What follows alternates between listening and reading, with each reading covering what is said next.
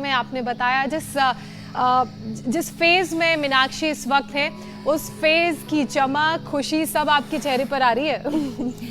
स्वामी जी, ये बात सच है जो आज हमने कार्यक्रम की शुरुआत में कहा। इसका मतलब मेरा जी बोले। इसका मतलब मैं जो सोच रहा हूँ वो सच है। और तो फिर ये पूछ ही लेते हैं कि कितने महीने होंगे मीनाक्षी जी? आपने तो एहसास ही नहीं होने दिया। स्वामी जी, मेरा 5th मंथ कंप्लीट हो चुका है।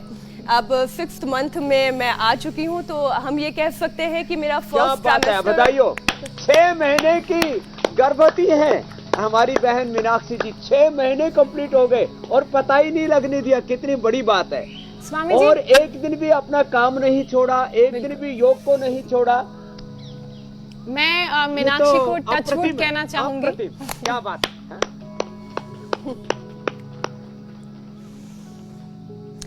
मैं एक छोटी सी बात स्वामी जी इसमें जोड़ना चाह रही थी कि ये आसान नहीं होता है।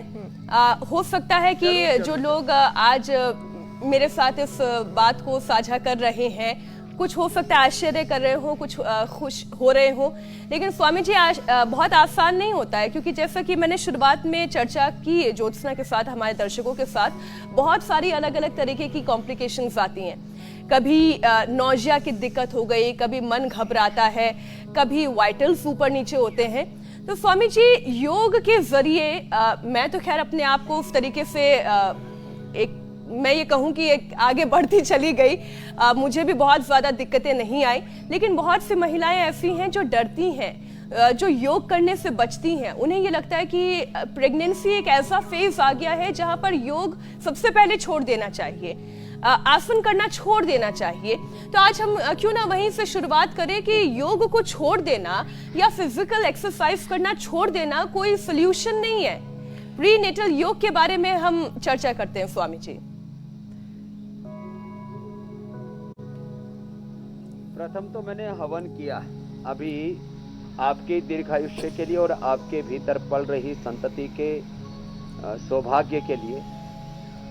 तो देखो, गर्भवती महिलाओं को अनुलोम विलोम, भ्रामरी,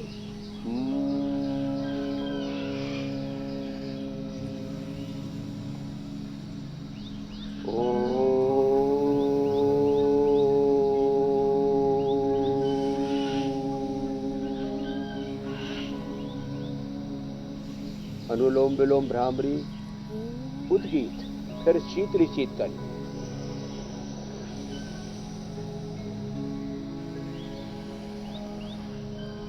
शीतली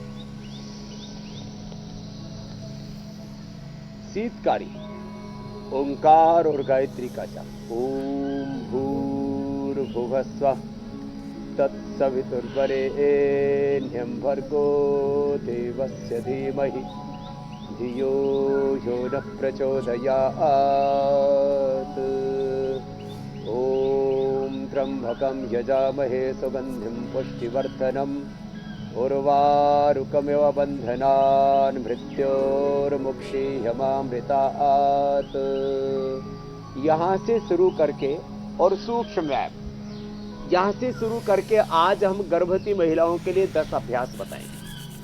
और मीनाक्षी जी ने तो 6 महीने तक हमें एहसास ही नहीं होने दिया, और शायद खुद ही क्योंकि सावधानी रखी होगी। गर्भवती महिलाओं के लिए योग हमने कम से कम 8-10 बार ये कार्यक्रम पिछले 2.5 सालों में किया है। उसका ख्याल रखते हुए किस तरह से अपने आप को संभाला है, जिस तरह से भी मीनाक्षी जी ने अपने आप को उभारा है, ये सब देख करके हृदय कृतज्ञता से भर आता है। और यही माताओं का तप है, त्याग है, उनका धीरज है, और उनकी दृढ़ता है, उनकी वीरता भी है कि सभी परिस्थितियों में अपने आप को संभालते हुए, अपने उत्तरदायित्वों को निभाते हुए और जिंदगी को एक उत्सव की तरह जीना है। इसकी बहुत बड़ी प्रेरणा है।